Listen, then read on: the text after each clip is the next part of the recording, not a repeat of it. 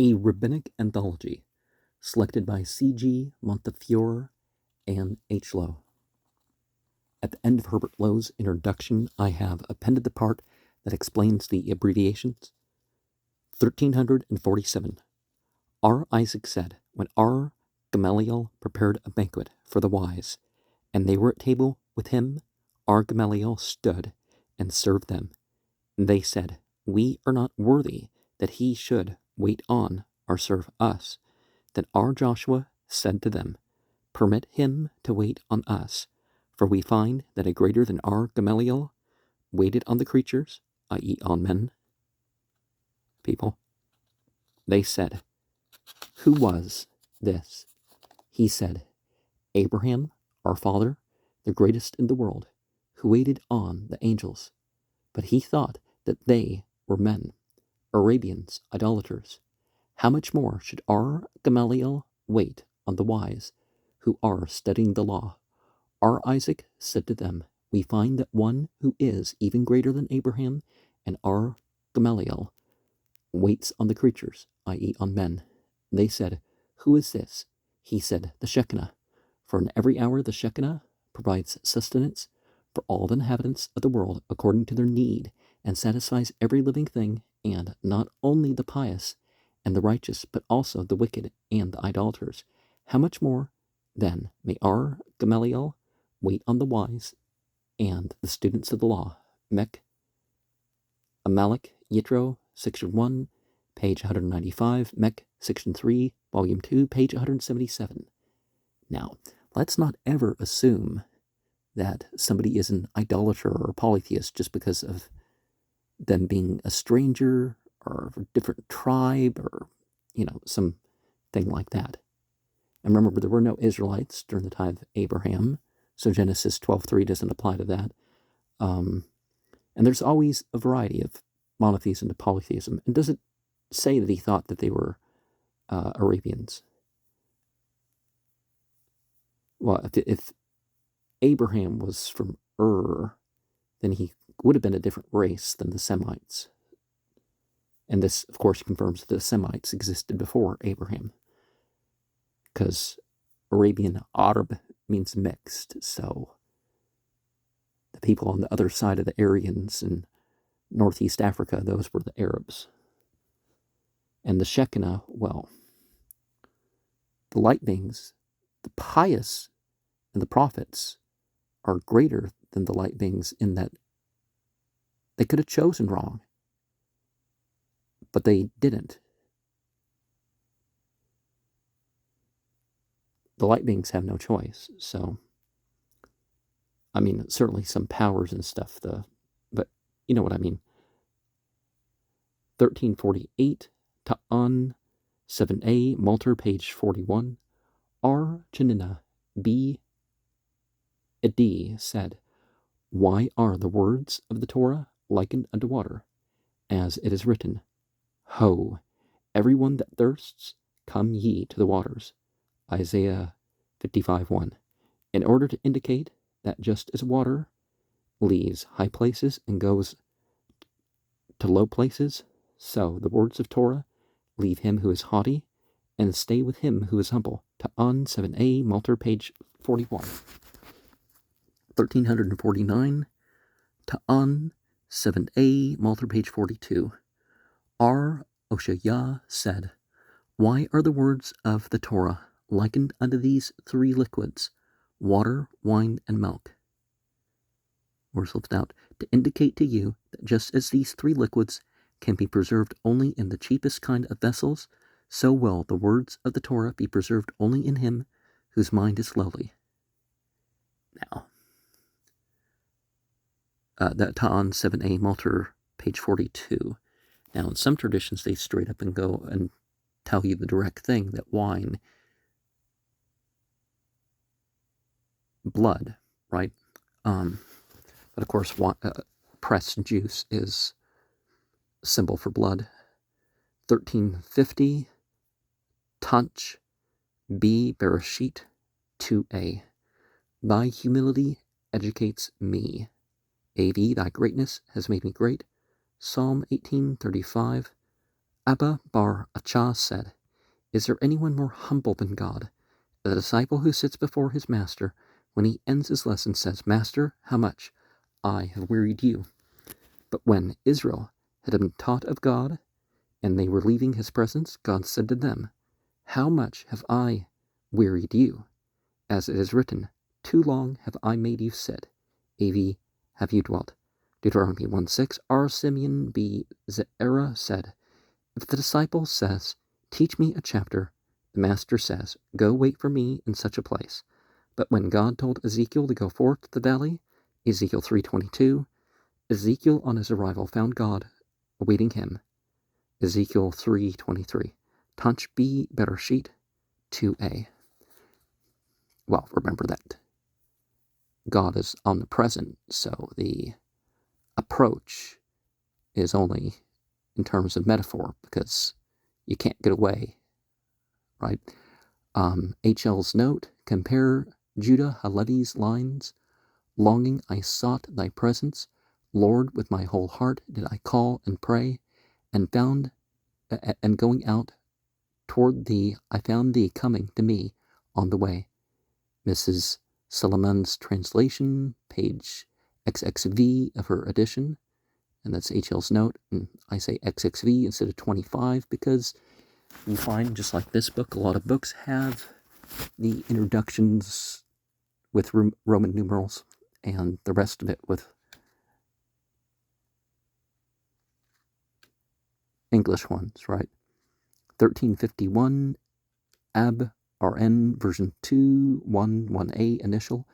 "If a man makes himself great, he is not really great unless one greater than he has made him great. Moses was great, but it was God who raised him to greatness." Ab RN version 211A initial. 1352, Abbot 4:4. R. Levitas of Jebna said, "Be exceedingly lowly of spirit, since the hope of man is but the worm." Abbot 4:4. 1353, San 88b. "The judge must be wise and humble, and the mind of men must be pleased with him. So he too is a child of the world to come, who is very humble, constantly studies the law, and does not claim credit for himself." RT page 8, San 88b. 1354, Arub 13b. "Him who humbles himself, God exalts. Him who exalts himself, God humbles. From him who searches for greatness, greatness flies. Him who flies from greatness, greatness searches out. With him who is importunate with circumstances, circumstance is importunate. By him who gives way to circumstance, circumstance stands." Arub 13b, 1355, Sifra numbers Beha Olateka, section 99, folio 27a, H page 98. "If King Uzziah," 2 Chronicles 26, verses 16 to 21, "who did not intend to magnify himself, and did not seek his own honor, but that of his Creator, was yet so heavily punished, how much more heavily will he be punished, who intends to magnify himself, and seeks his own honor, and not the honor of his Creator." Sefer Numbers, Beha Olateka, section 99, folio 27a, H page 98. 1356, "Shamefacedness leads to sin-fearing. It is a good sign if a man is shamefaced. A man who is shamefaced will not easily sin, and the shameless man's ancestors never stood at Mount Sinai." Ned 20a, 1357, Tanch Che Sar, section 6, folio 43a, see selection 454. Are these programs in order? R. Samuel B. Nachmana says, "For 7 days did God seek to win over Moses at the burning bush, but each time he fled, deeming himself unworthy. Then Moses hid his face out of reverence for the presence, for he feared to look toward God." Exodus 3:6. His reward was that he beheld God's similitude immediately. Numbers 12:8.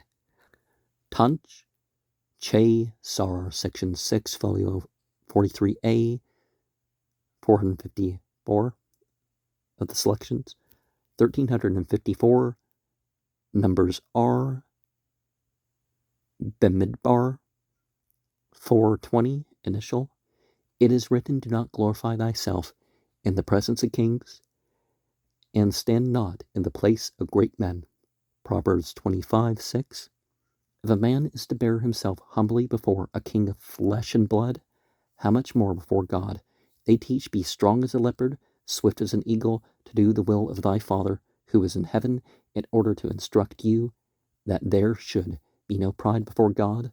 Elijah taught, if a man exalts the glory of God and diminishes his own glory, God's glory will be exalted, and his own too. But if he diminishes God's glory and exalts his own, then God's glory remains what it was, but the man's glory is diminished. Numbers R, Bemidbar 420, initial. 1359, Abzar 20b, R. Phinehas B. Jair said, the Torah leads to watchfulness, watchfulness to strictness, strictness to sinlessness, sinlessness to self-control, self-control to purity, purity to piety, piety to humility, humility to sin-fearing, sin-fearing to holiness, holiness to the Holy Spirit, and this last to the resurrection of the dead. Some say piety, and some say humility is the greatest virtue of all. See selection 1377, 1390, and the note to 120, Abzar 20b. H.L.'s note, the translation given above follows the interpretation of Rashi in the location, but there is an alternative rendering. Cleanliness leads to separation, which leads to Levitical purity. The words are indeed capable of such a sense, but that adopted seems the more natural. For Pereshuth, parting, abstinence, self-control. See selection 688 above. That's H.L.'s note. Persh is a root that means spread or scatter, so yeah. 1360, Leviticus R, Tazal 7:2. R. Abba Ben Yudon said, all that God has declared to be unclean in animals, he has pronounced desirable, kasher, in men. In animals, he has declared blind or broken or maimed or having a wen to be unserviceable. Leviticus 22:22. But in men he has declared the broken and crushed heart to be desirable. R. Alexandri said, if a private person uses broken vessels, it is a disgrace to him. But God uses broken vessels. As it is said, the Lord is nigh to the brokenhearted. Psalm 34:18, Leviticus R to Zal 7:2. Well, Lord's probably a stand-in for God as a verb and noun, established, increasing existence. 1361, Ab RN version 1, 921b. Do not abandon the belief in retribution. When a man sees that his doings prosper, let him not say, because of my virtues and merit, God has given me food and drink in this world, and the capital is stored up for me in the world to come. Rather let him say, perhaps only one virtue was found in me, and God has given me prosperity in this world, so that he may cause me to be ruined in the world to come. Ab RN version 1, 921b. Well,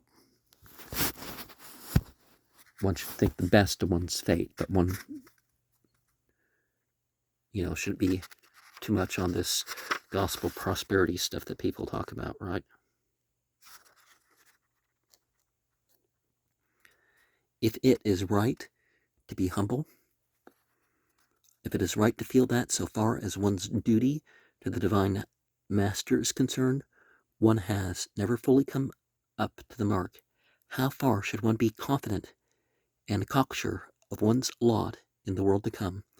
Assume that a man believes with the utmost assurance and simplicity that there are to be rewards and punishments after death. Assume further that they who receive rewards are roughly called righteous, and they who receive punishments, whether these punishments are to be short or long, are roughly called wicked. Should dissent, humble people be sure that they, after their death, will be in the class of the righteous? Or may they not legitimately have some apprehension that they will be in the class of the wicked? The following passages show varying rabbinic attitudes towards this question. The German Lutheran theologians,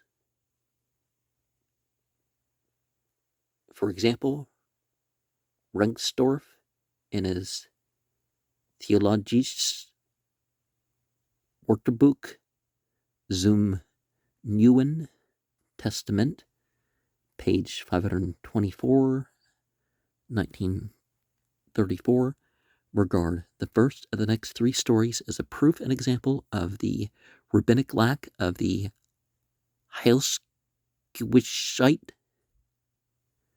assurance of salvation. Ordinary, unprejudiced people may perhaps rather regard it as an example of modesty. Why should a man be so certain as to the nature of his reception before the heavenly judge? Or why should they hold back on doing more and better, right? Some may prefer our Johannan's attitude to that of our Josiah, who seems rather too sure of his immediate place in paradise. See selection 1363. I think I remember that, together with our Simeon B. Yochai, CRT page 271 to 274, and 167, he has been regarded by the German Lutheran theologians as an astounding example of rabbinic self-righteousness. Perhaps the truth may be that the average rabbi had both fear and confidence as regards what would befall him after death. I may quote here some sentences from Lord Rosebery's delightful essay on Dr. Johnson. Nonetheless, did his extreme conscientiousness inspire him with an abnormal fear of death, much more than men of infinitely less virtue.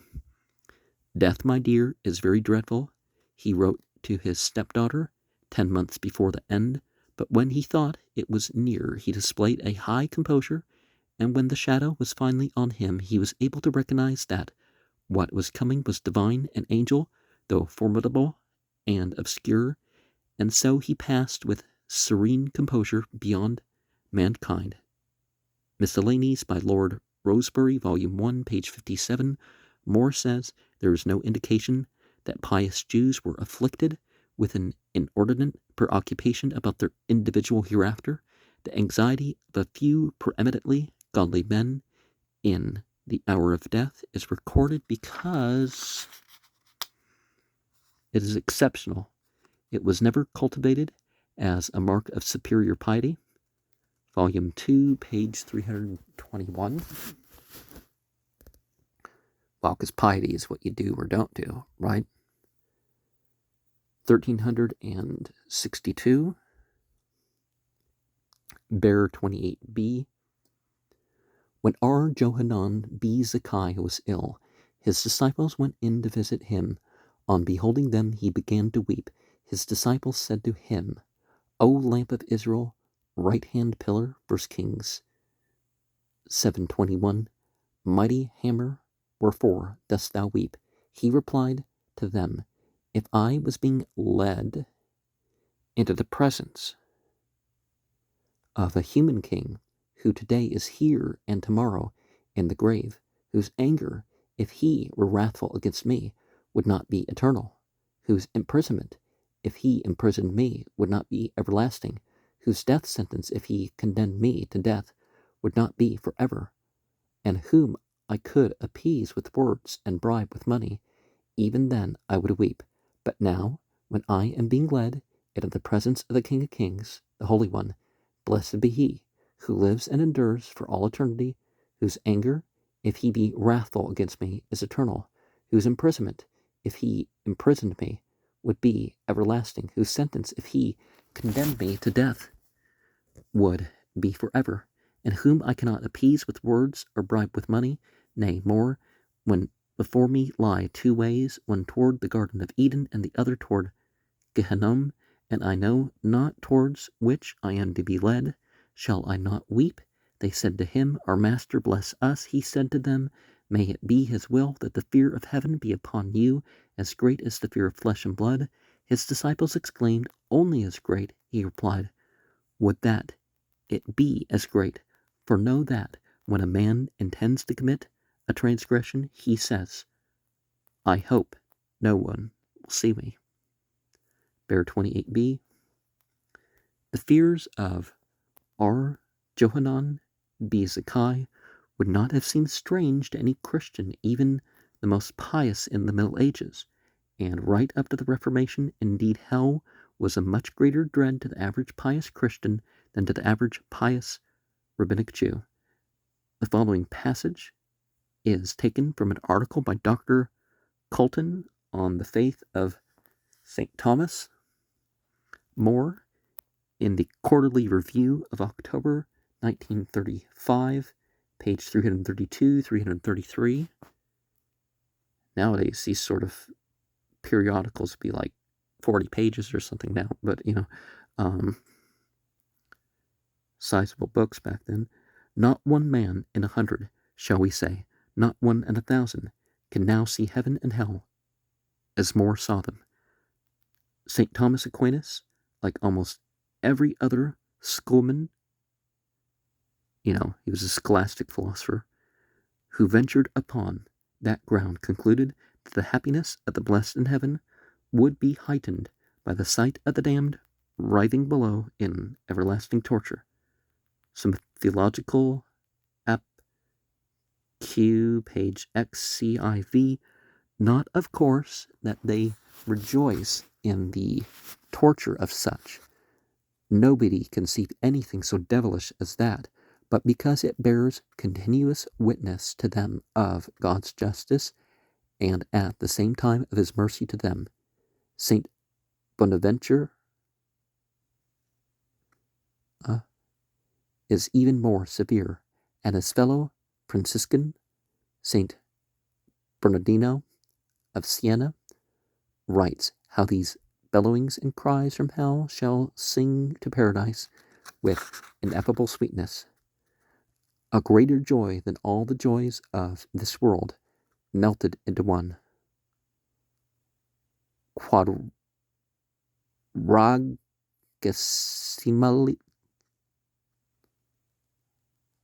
Quadragesimal, Sermon 12 and 13. More himself in his last months thanks God for his mercy in providing hell. English Works, page 1257. And this, though these schoolmen describe infernal torments with a pitiless detail far beyond the parallel passage in Calvin's Institutes, which is ignorantly misdescribed by writers who can never have looked at the actual text. It is commonly said that men did not so much believe these things as believed that they believed them, yet More himself emphasizes the extent to which, in most men's minds, the fear of hell fire outweighed the hopes of celestial bliss.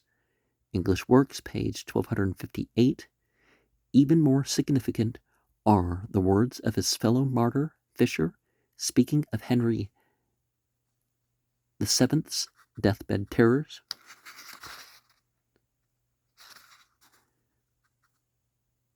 As touching his soul, in what agony suppose ye that he was?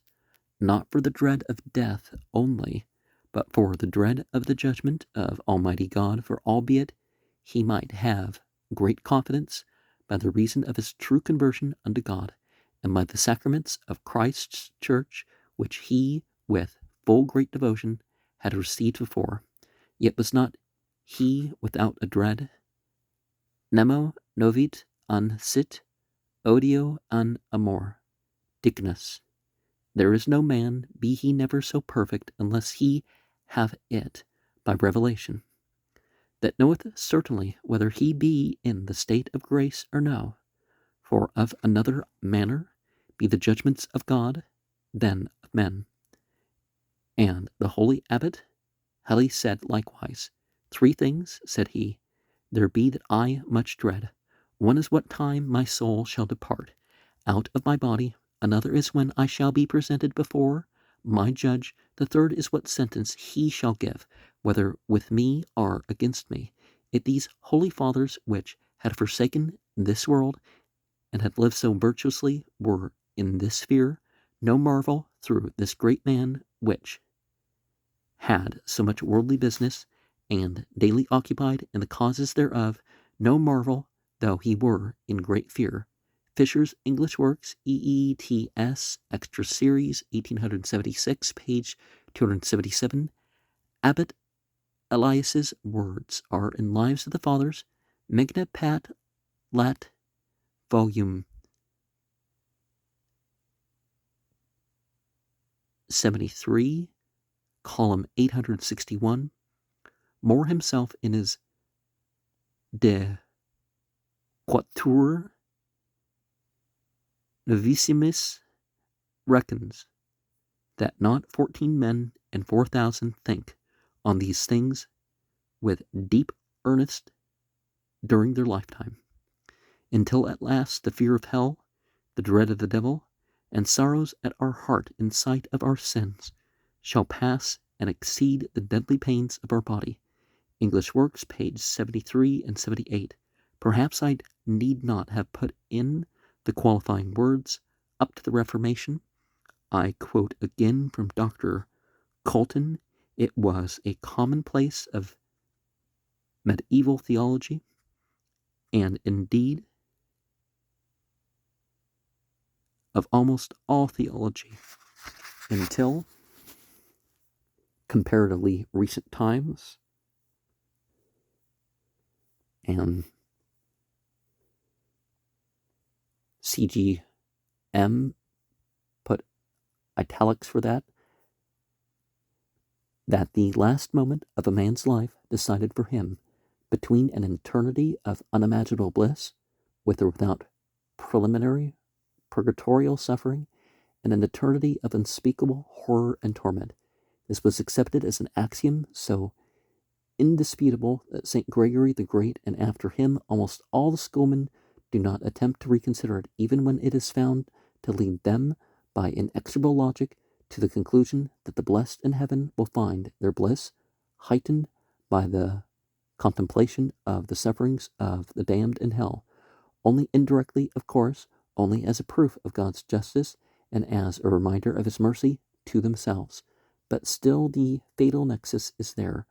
The full horrors of hell down below will be visible to the blessed above, and will for them sensibly increase the bliss of heaven. Calvin has been mistakenly saddled with beliefs, some of which he never held at all, while others are common to him and his medieval predecessors.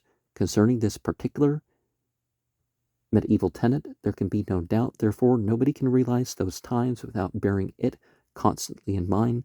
Not only was it held that these unutterably solemn issues depended upon a man's last breath upon earth, but also that the main deciding factor was theological. Nothing at that supreme moment would contribute so directly to the upward or the downward turn of the balance as a man's dying faith and his fortification by the rites of the church. It was a natural complement to this that even the most moderate and cautious of medieval theologians, even St. Thomas Aquinas, for instance, took it for granted many more men would be damned than saved. Scottish Abbeys and Social Life, 1933, page 5 and 6. Here's a different view, 1363. When R. Johanan was about to be taken from the world, he said to those who had to attend to him, "Bury me in gray clothes which are neither black nor white, so that if I arise and stand among the righteous, I shall not be ashamed, and if I stand among the wicked, I shall not be confounded." When R. Josiah was about to be taken from this world, he said to his attendant, "Call my disciples," and said to them, "Bury me in white garments, for I am not ashamed of my deeds, and I am fit to meet the countenance of my Creator." Genesis R. Weeche 96:5. Now, grave goods don't really do anything for you, but, what it illustrates as far as thought is understandable. There follows the story of R. Johanan in a different form. 1364, Genesis R. Weeche 100, number 2, the page 1285. R. Johanan, in his last instruction, said, "Do not clothe me in white garments or in black, but in purple garments." So some very expensive stuff, right? "If I am summoned with the righteous, the wicked will not know me.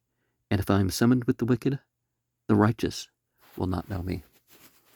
R. Josiah ordered and said, "Clothe me in white garments and flowing." They said to him, "Thy master ordered those, and thou orderedst these." He said, "Why should I be ashamed of my deeds?" R. Jeremiah said, "Clothe me in white, flowing garments, and put on my socks, and lay my staff in my hand, and my sandals on my feet, and so set me on my way, so that when summoned I may be ready." Genesis R. Weeche 100, number 2, the page 1285. And of course, people, it doesn't matter how you die exactly. I mean, unless it's your choice to or not, you'll meet your end results just fine. H.L.'s note: the word rendered flowing properly means bordered or folded. The commentary Matanote Kahuna states that such robes were worn by travelers. Josiah therefore meant, "Prepare me for a journey." H.L.'s note: we find stories like the following illustrative of the rabbinic conception of goodness.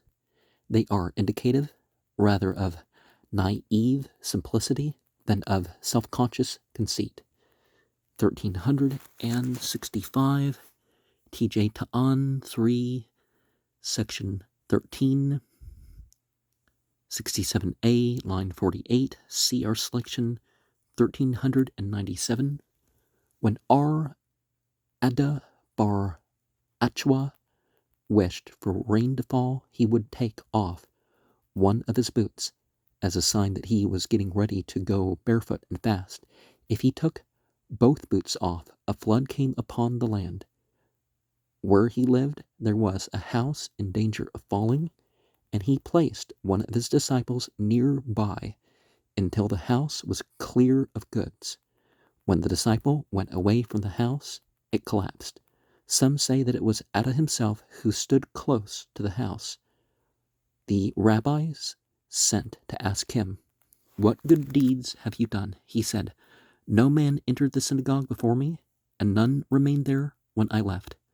I never walked 4 cubits without thinking about Torah. I never made mention of Torah in an unclean place. I never spread my bed in order to have a fixed sleep. I have never strutted among my fellow scholars, or given one of them a nickname, or rejoiced when one stumbled. No curse of any one of them ever came upon my bed, i.e., he would before midnight forgive any one of them who did him a wrong. I never walked by the side of my debtor so as not to make him feel uncomfortable. I never got into a passion in my house so as to fulfill the words of the psalmist. I walk within my house with a perfect heart. Psalm 101:2, TJ Ta'an 3, section 1367a, line 48, see selection 1397. There is a certain pride of class which occasionally breaks through, though sometimes it takes a pleasant form. 1366. A teacher should hold his pupil as dear as he holds himself. The honor of a fellow student should be as precious to a man as the honor of his master, and the honor of his master should be as precious to a man as the fear of heaven. Mech Amalek Beshalach, section 1, page 178, Mech, volume 2, page 140, 1367, Ab RN, version 2, 1114a. Joseph, the son of Joezer of Tizeradah, said, Let thy house be a meeting house for the wise, sit amidst the dust of their feet, and drink their words with thirst. Abbott 1:4. For when the sages and their disciples enter a man's house, it is blessed through their merit. So Jacob brought blessing to Laban through his merit, Joseph to Potiphar, and the ark through its merit to the house of Obed Edom. Now, this is a case of a fortiori if the ark, which contained only the 2 tables of stone and no more, could bring blessing into a house, and how much more can living sages and their disciples do so through their merit. Ab RN, version 2, 1114a, 1368, Ab RN, version 2, 1114b. He who associates with the wise becomes wise. Proverbs 13:20. It is like a man who goes into a scent shop. Even if he does not buy anything, the sweet smell clings to his clothes and does not depart all day. But the companion of fools shall be destroyed. Proverbs 13:20. If a man goes into a tannery, even if he buys nothing, he and his clothes are dirtied, and the bad smell does not leave him all day. For the metaphors, see selection 1224 and page 484, and 1 Corinthians 15:33, evil communications, etc.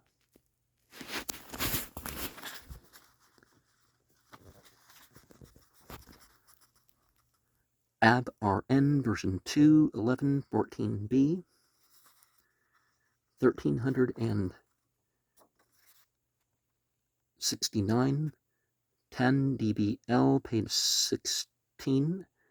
The rabbi said, if you see a scholar who has committed a sin today, do not disparage him for it tomorrow, for he may have repented of it in the night.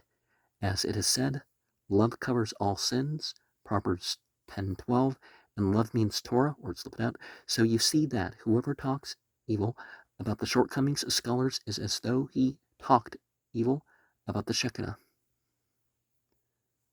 Tan dBl, page 16, 1370, Tan dBl, page 13. God said, I swear by my holy throne that if even a little child at school busies himself with Torah for my name's sake, his reward is stored up before me, so long as he keeps himself from sin. And if a man have nothing more than decent behavior, derek eretz, and the knowledge of Scripture, his reward is present before me, so long as he keeps himself from sin. And even if a man knows no Scripture and no Mishnah, but yet attends early and late at synagogue and house of study, reciting the Shema and praying the statutory prayer, for the sake of my great name, his reward is present before me, so long as he keeps himself from sin. Tan DBL, page 13.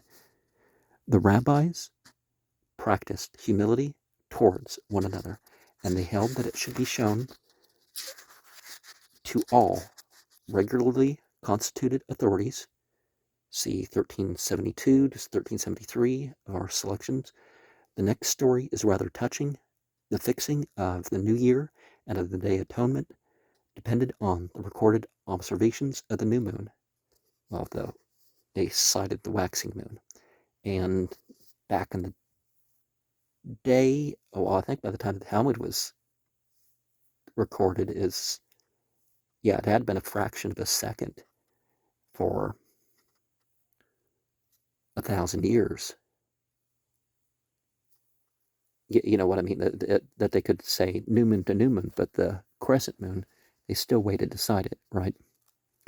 R. Gamaliel accepted the evidence of certain men, which R. Joshua did not accept. Hence R. Joshua considered that the Day of Atonement in a certain year fell on a given day, while R. Gamaliel held that it fell rather later. But R. Gamaliel was the president of the Supreme Rabbinical Court, and as such superior to R. Joshua, so 1371 R. H.29. R. Gamaliel sent to R. Joshua and said, I charge thee that thou come to me with thy staff and thy money on the Day of Atonement, as it falls according to thy reckoning. That he was ordered to come with staff and money was a hard condition, for to carry a burden and money, not least, would be a sore sin on the Day of Atonement. R. Joshua consults with R. Akiba and R. Dosa B.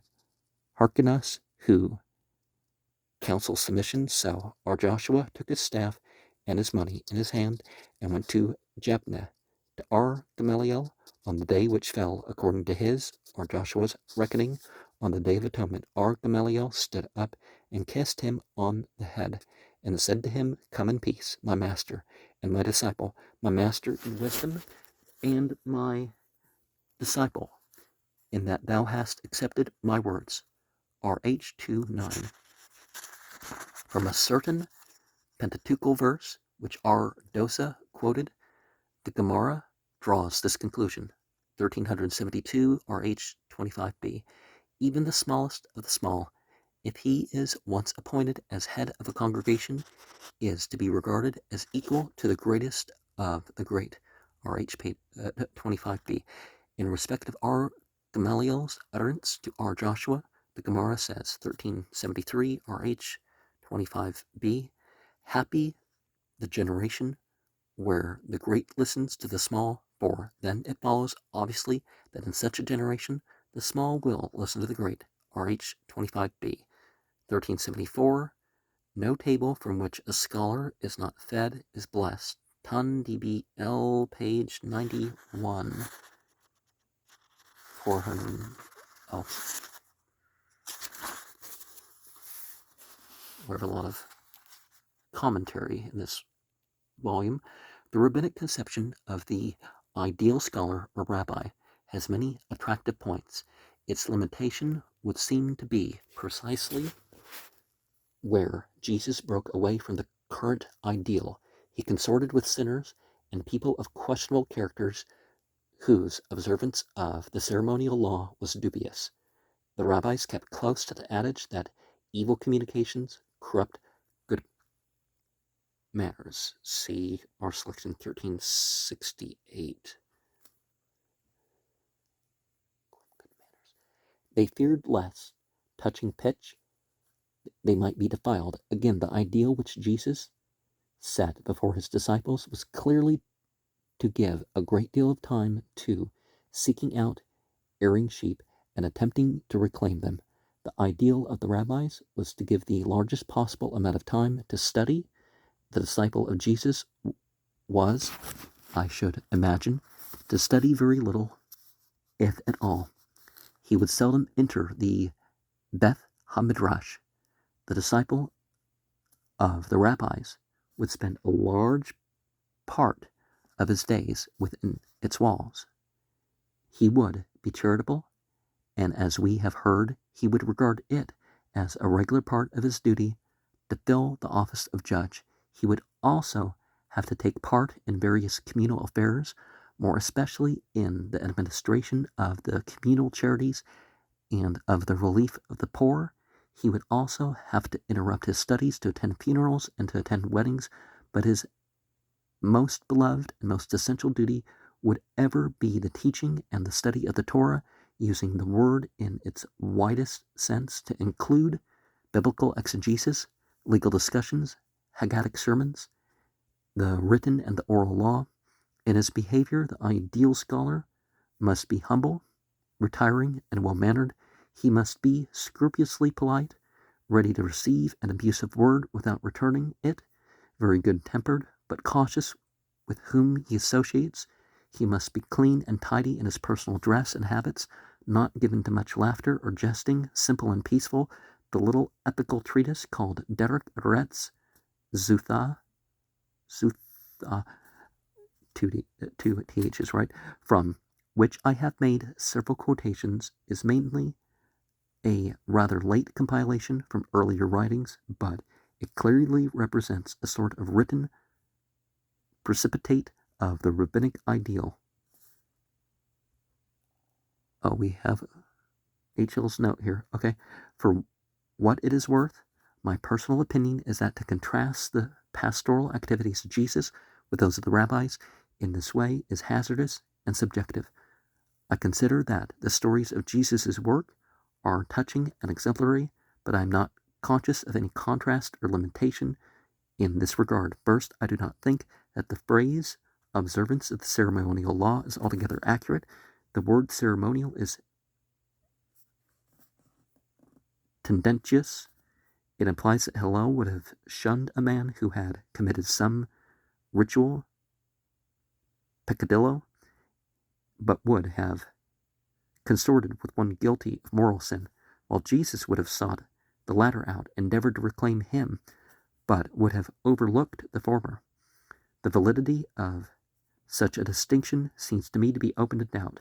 Well, one of the things that we look at of what it claims about Jesus is that Jesus didn't follow the rabbinic law. He followed what?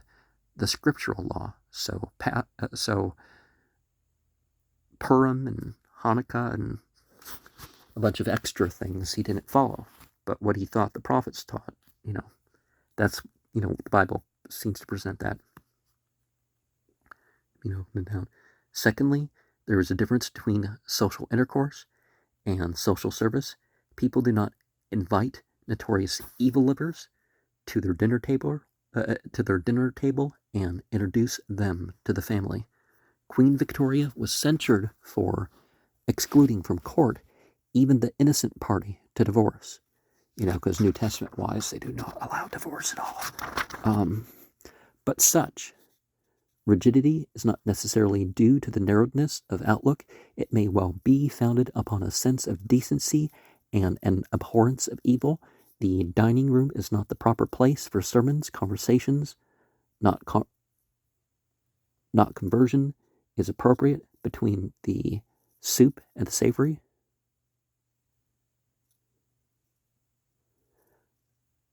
Conversely, a slum person would be held reprehensible who neglected his duties and who confined his visits to the comfortable members of his flock.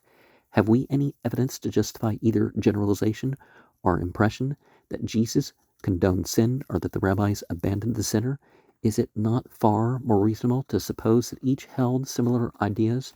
This does not mean that every rabbi was always true to these ideals, nor does it imply approval of every single action of Jesus. Thirdly, Jesus occupied no official position. He was free to come and go without question, where others might have been called upon for explanation. He had no regular duties, so that he could undertake any task that came to hand without neglecting another. How many a clergyman today is faced with the conflict of duties when the emergency impinges on the daily task, and when the reclaiming of an individual sinner, a task demanding Great patience and time has to yield to communal claims. Jesus had no responsibility. He was not constructive. He was not concerned with the organization of society. To enunciate principles is not always easy. To apply them, both ethically and efficiently, is a far harder task. For example, his tenderness to the woman taken in adultery is an outstanding example to humanity. But is a judge who pronounces a divorce on a faithless wife thereby to be condemned? Is the sanctity of the marriage to be disregarded? The duty of the judge is to condemn the guilty. The duty of the prison chaplain is to comfort and reclaim them. Suum cuique.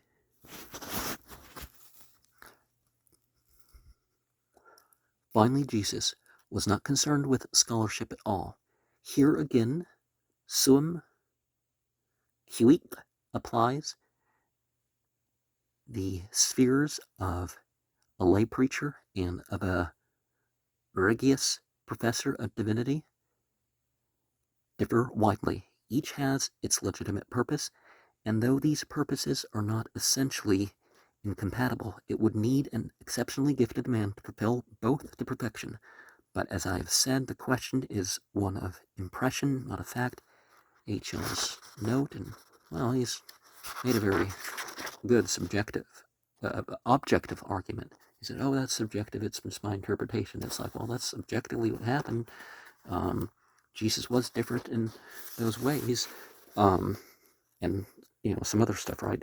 1375, Arub, 65b, initial. A man should be careful near whom he lives, with whom he dines, with whom he talks, with whom he signs contracts. So it is said, a man, i.e. a gentleman, is known in 3 ways: by his behavior as regards money and drink, and by the control of his temper, and some say by his jokes. Arab 65b, initial. Now, one of the things to bring up the Islamic tradition is that you're not allowed to lie to make a joke. So this thing about, they lie by principle, it's like, no, they don't. The 3 signs given above are cleverly alliterated, i.e. bekisso, bekoso, bekaoso, as though we said, a gentleman is known by his cups, by his cash, by his curses. Now, one of the important things about cursing is you need to make it something that's not going to hurt you, too. So, 1375, der Z 5, 2 and 3, 6172. A scholar is recognized by his conduct as regards money and drinking, also by the control of his temper, by his dress, and by some also by his speech. 4 things are unseemly for a scholar: to walk out at night, to smell of scent in the street, to be among the last to enter the synagogue, to dally much with the Amma Haaretz. Let the scholar be seemly and quiet in his eating, drinking, bathing, anointing, tying his shoes, his gait, his dress, his voice, and in his charitable deeds. Der Z 5, 2 and 3, 6172. And we find 1377, der Z 5, 4. The adornment of Torah is wisdom. The adornment of wisdom is humility. The adornment of humility is the fear of God. The adornment of the fear of God is execution of the commandments. The adornment of the commandments is modesty. Tezenaut, see selection 454, 1015, 1359, and 1390 to 1391. Der Z 54, so too 1378, der Z 73. The scholar must be modest, tazanua, in his deeds, and must be recognized by his seemly ways. Der Z 73, 1379. Tan DB L, page 33. If a scholar has no good taste, an animal is better than he. The word da'a, literally knowledge, is used here to mean tact, good manners, good taste. 1380, Tan DB L, page 91. Section 379. I call heaven and earth to witness that every scholar who eats of his own and who enjoys the fruits of his own labor and who is not supported by the community belongs to the class who are called happy, as it says, if thou eat the fruit of thy hands, happy art thou. Psalm 128, 2, 10 DBL, page 91, section 379. One must not act in a jarring or inapposite manner in respect of the company and the situation in which one is. 1381, Der Z 5. There are 8 warnings. Let not a man be awake among those who are asleep, or sleep among those who are awake, or weep among the joyful, or be joyful with those who weep. Let him not sit when others stand, or stand when others sit, or read scripture when others are reading Mishnah. Why not read directly what's supposed to be what God taught? Our Mishnah, when others read the scripture. In fine, the principle is, let not a man depart from the conduct or usages, minhag, of his environment. Der Erzi 5. We got to be careful with that when in Rome, do what the Romans do stuff, but there's certainly context where those could be seen as maxims. The rabbis were well aware of false piety and of silly exaggerations. 1382, Soth 3:4. R. Joshua said, a man of piety who is a fool, a crafty scoundrel, a woman who hypocritically does works of charity, and the wounds of the Pharisees ruin the world. Soth 3:4. Moore translates,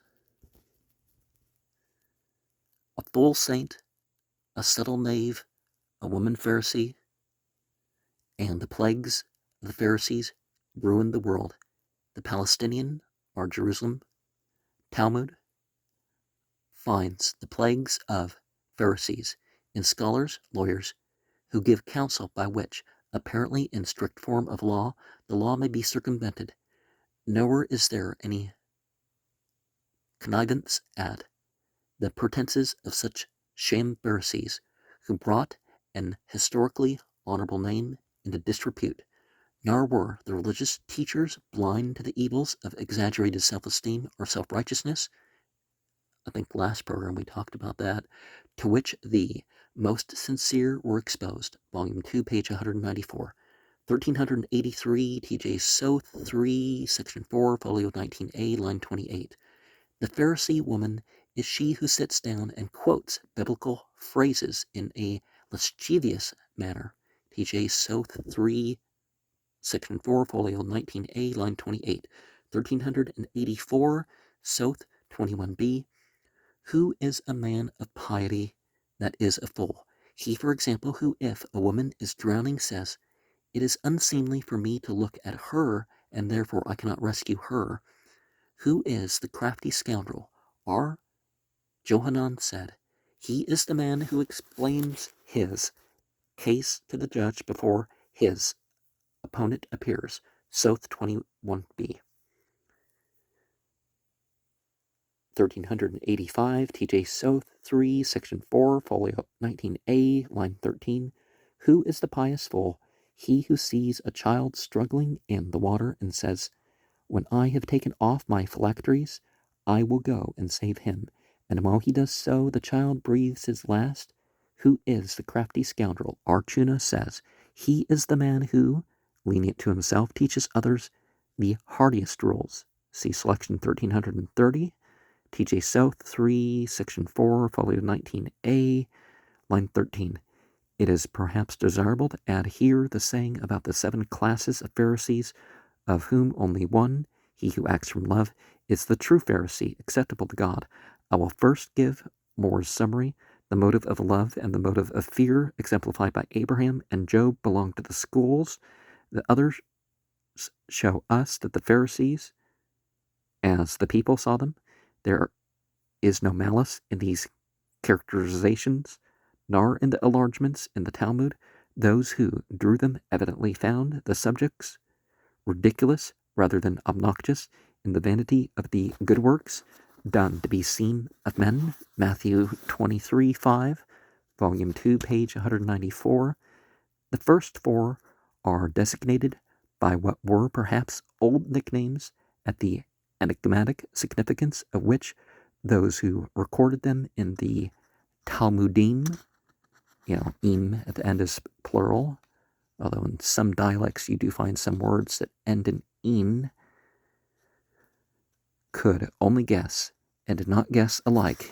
In the Palestinian Talmud, they are called the shoulder Pharisee, who packs his good works on his shoulder to be seen of men, the wait a bit Pharisee, who, when someone has business with him, says, wait a little, I must do a good work, the reckoning Pharisee, who then he commits a fault and does a good work, crosses off one with the other, the economizing Pharisee, who asks, what economy can I practice to spare a little to do a good work, the show me my fault Pharisee, who says, show me what sin I have committed, and I will do an equivalent good work, implying that he had no fault, the Pharisee of fear, like Job, the Pharisee of love, like Abraham. The last is the only kind that is dear to God. Volume 2, page 193, from T.J. Bear, 9-7, folio 14b, line 48, T.J. South, 5, section 7, folio 20c, line 49. Well, anything that's worthwhile, if you fear consequences or power of divinity or whatever, but you understand the point. It's kind of like the Sufis say, out of love, to the point of making some ridiculous sounding statement. In the Babylonian Talmud, the enumerations and explanations are somewhat different. One kind is the Pharisee who is so humble that he keeps shuffling or knocking his feet together and wounding them. Another walks with his eyes half shut for fear that he should see a woman, and so he strikes his head against a wall and makes it bleed. Soth 22b. Well, the Islamic teaching of, if you've seen but you don't gawk, you're okay, but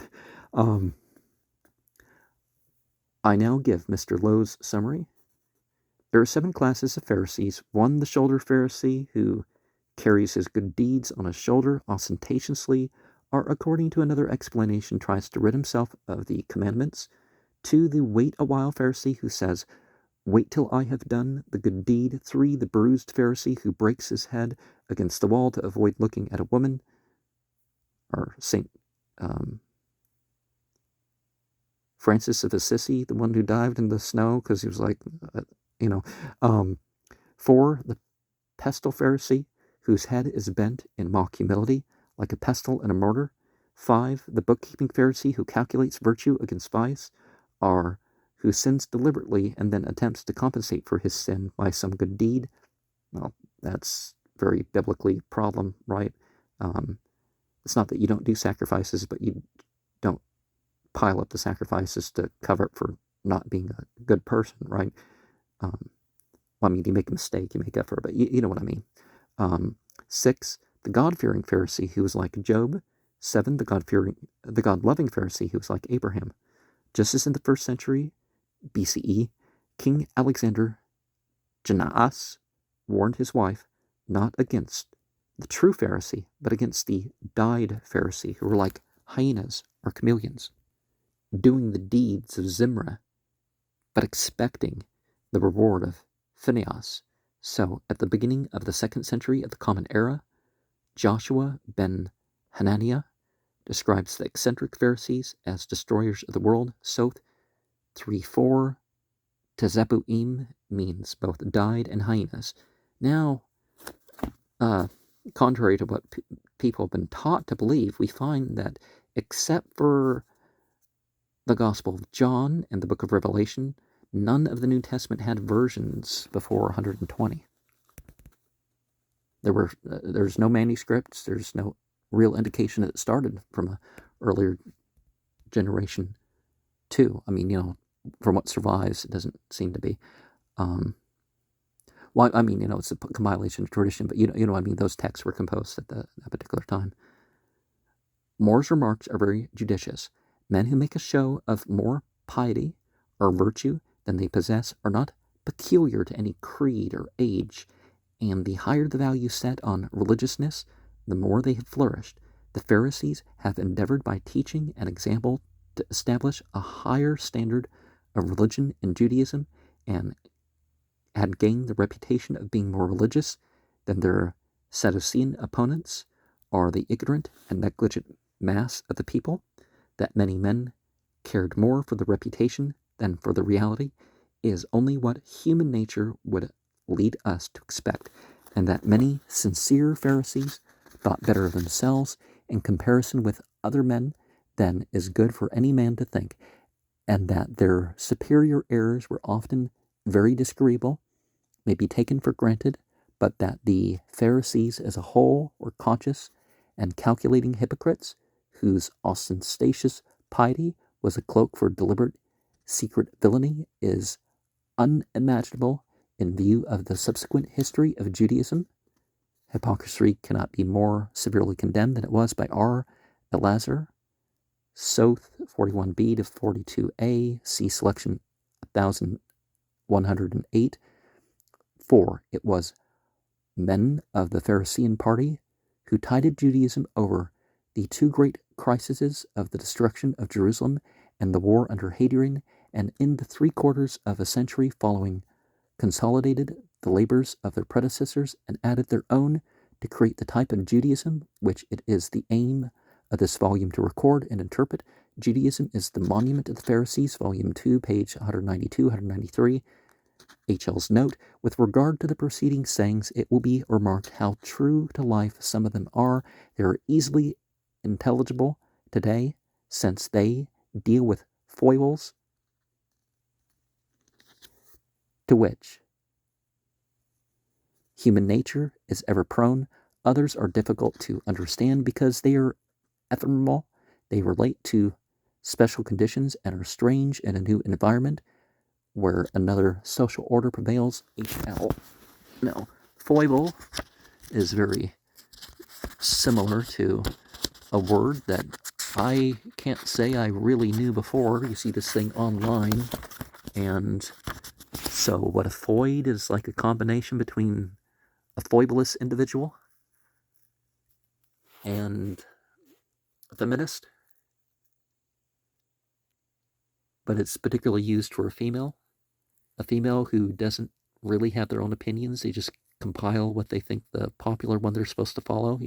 Social media is full of them. I've commented extensively about a particular individual that I guess we can call her a foid, and you don't have to be sexist or anything else to realize that, terms like that can have good usage.